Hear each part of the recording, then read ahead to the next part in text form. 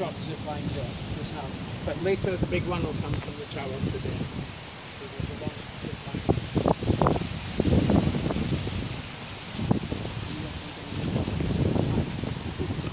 And here, we can do this backwards normally from the other end. I need a volunteer. I think one girl and one boy. It's easy for girls. Anna, give your dad your bag. Here, you want to try it?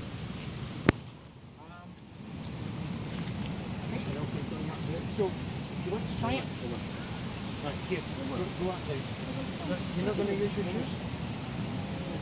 No? My God, you're quick. Okay. Traverse the food. Like that. Well, however. Yeah. How about you, CJ? That's okay.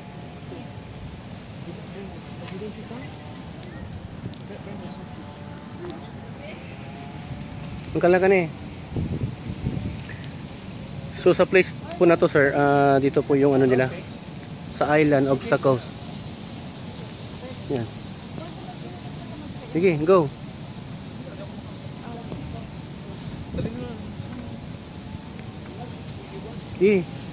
Diretso lang.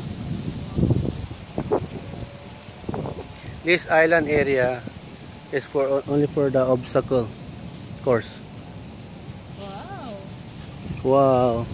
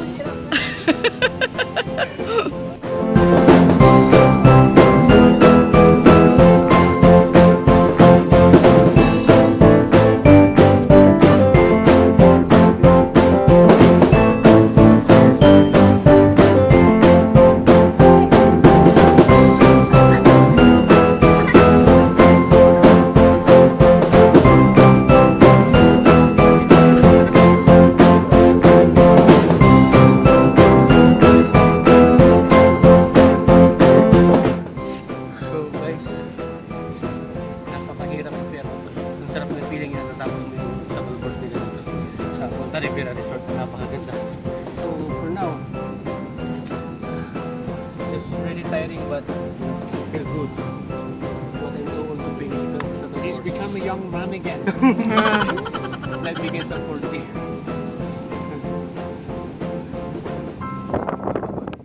Pero hindi ko this place sa lahat to offer.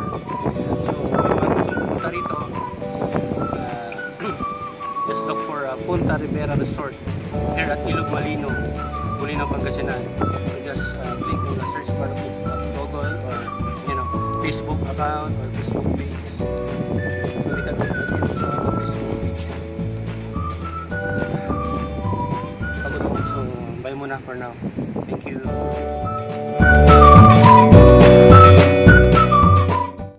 So guys, for now we're gonna go for kayaking. Say hi to the camera. Hi.